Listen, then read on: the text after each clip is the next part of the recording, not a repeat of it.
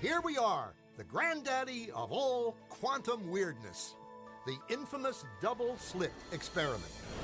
To understand this experiment, we first need to see how particles, or little balls of matter, act. If we randomly shoot a small object, say a marble, at the screen, we see a pattern on the back wall where they went through the slit and hit. Now, if we add a second slit, we would expect to see a second band duplicated to the right. Now, let's look at waves. The waves hit the slit and radiate out, striking the back wall with the most intensity directly in line with the slit. The line of brightness on the back screen shows that intensity. This is similar to the line the marbles make. But when we add the second slit, something different happens. If the top of one wave meets the bottom of another wave, they cancel each other out. So now there is an interference pattern on the back wall. Places where the two tops meet are the highest intensity, the bright lines, and where they cancel, there is nothing. So, when we throw things, that is, matter, through two slits, we get this, two bands of hits.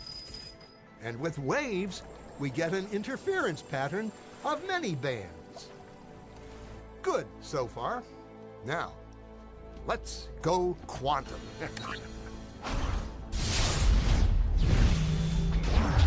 An electron is a tiny, tiny bit of matter, like a tiny marble.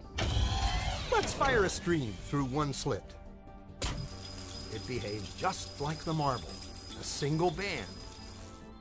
So, if we shoot these tiny bits through two slits, we should get, like the marbles, two bands. What? An interference pattern. We fired electrons, tiny bits of matter through. But we get a pattern like waves, not like little marbles. How? How could pieces of matter create an interference pattern like a wave? It doesn't make sense. But physicists are clever. They thought, maybe those little balls are bouncing off each other and creating that pattern. So, they decide to shoot electrons through one at a time. There is no way they could interfere with each other. But after an hour of this, the same interference pattern is seen to emerge. The conclusion is inescapable. The single electron leaves as a particle, becomes a wave of potentials, goes through both slits, and interferes with itself to hit the wall like a particle. But mathematically, it's even stranger. It goes through both slits, and it goes through neither. And it goes through just one, and it goes through just the other. All of these possibilities are in superposition with each other. But physicists were completely baffled by this. So they decided to peek and see which slit it actually goes through.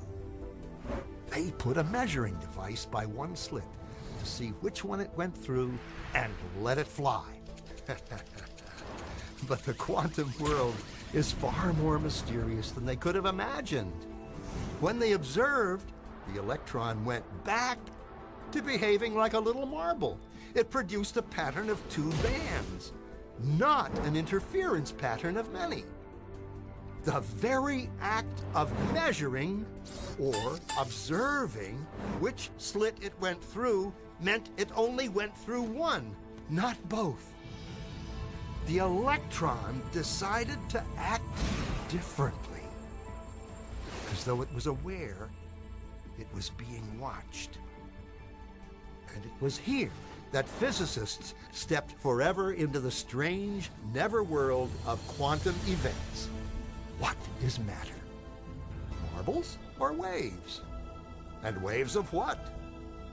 And what does an observer have to do with any of this? The observer collapsed the wave function simply by observing.